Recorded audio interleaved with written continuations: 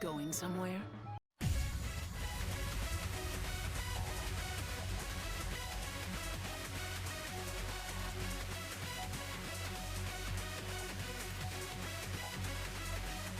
The Tekken 8 closed beta ran during October 2023, 3 months after the closed network test. I had a blast. Let's talk about some of the changes that have happened between the CNT and the CBT.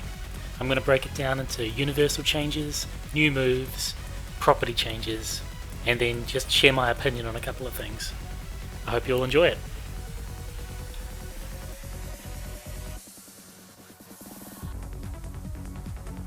The damage dealt by heat bursts appears to be halved, but now they have a power crush property.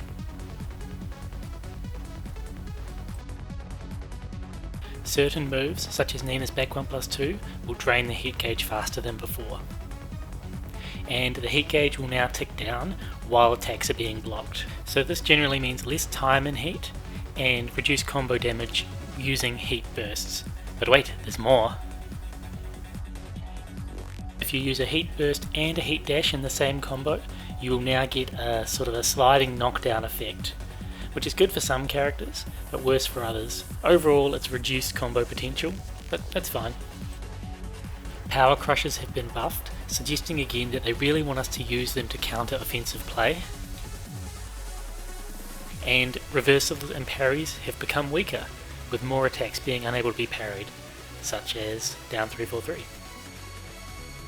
Wall hit properties have also been changed so that the opponent falls faster, meaning some combos won't work anymore. Wake up low and mid kicks are now safe on block. The one in this video used to be -14.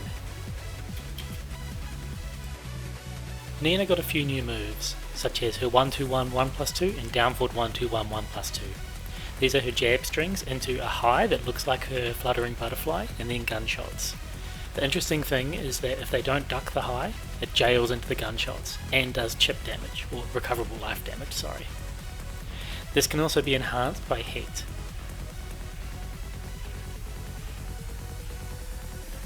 The 1-2-1 1+2 is all guaranteed on a back-turned opponent, but the down forward 1-2-1 1+2 can be ducked. It's a lot of damage if you're in heat especially.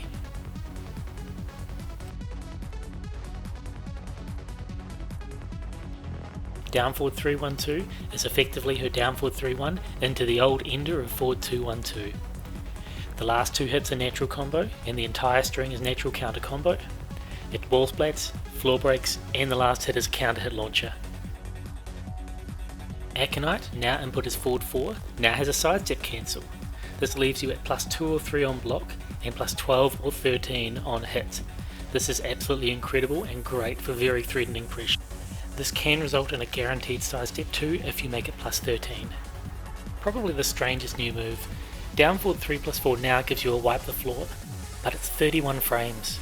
The other inputs still work too, and the properties are no different except for the slower startup.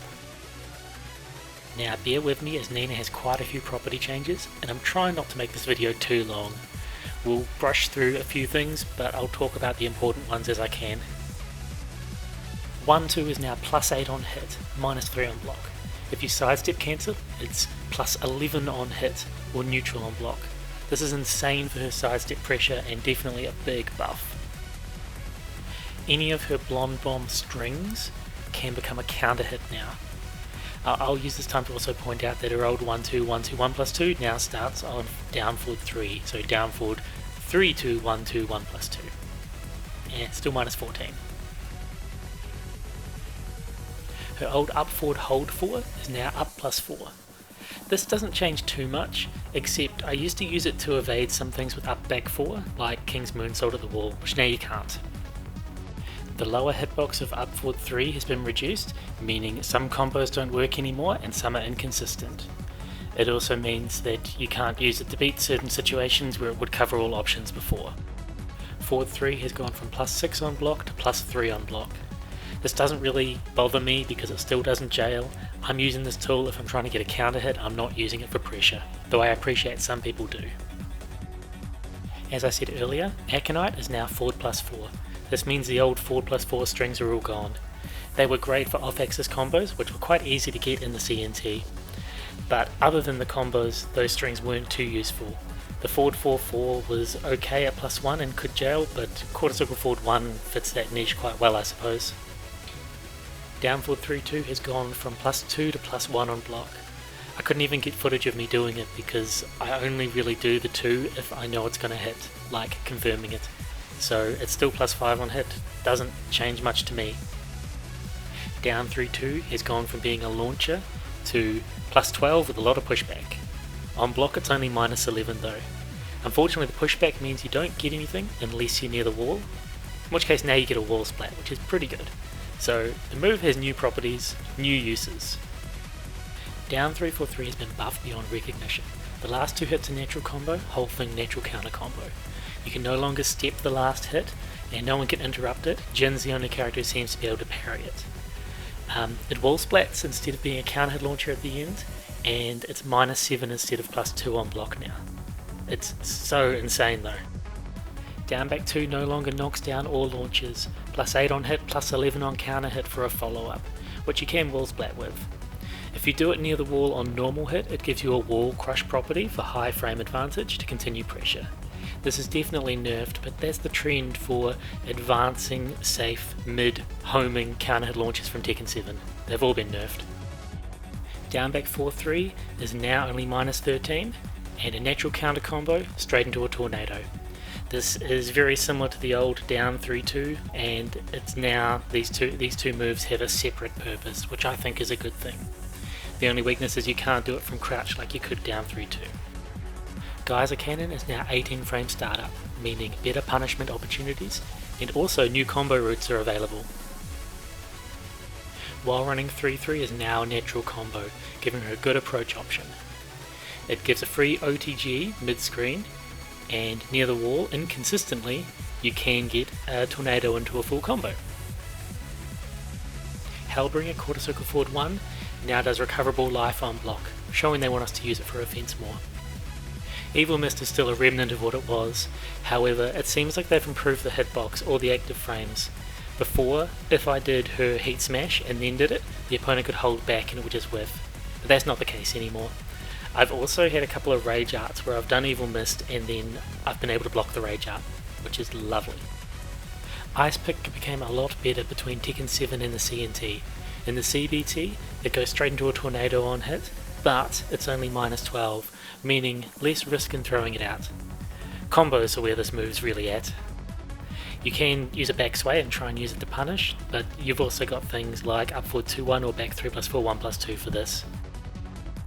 A few more of Nina's throws now also remove recoverable life. Another big buff to her controlling the recoverable life, which is a big part of this game. Lastly, let's all take a moment to remember some of the forgotten moves.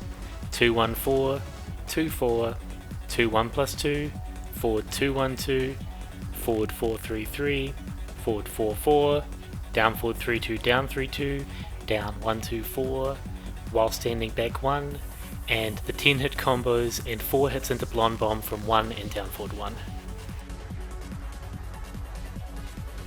Oh boy, that sure was a lot to get through.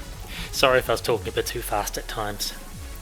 The CBT was far more enjoyable than the CNT for me.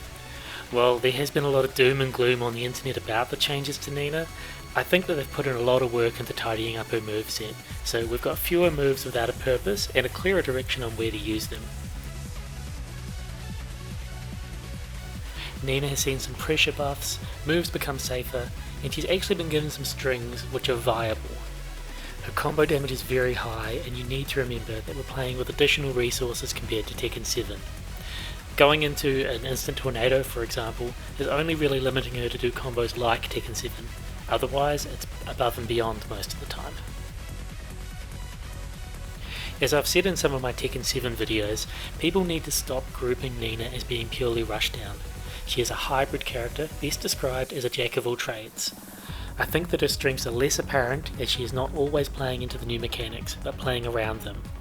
Hayashida Step improving her movement, full screen guns, not that they're actually that useful, and the ability to delete recoverable life are just a few examples of this.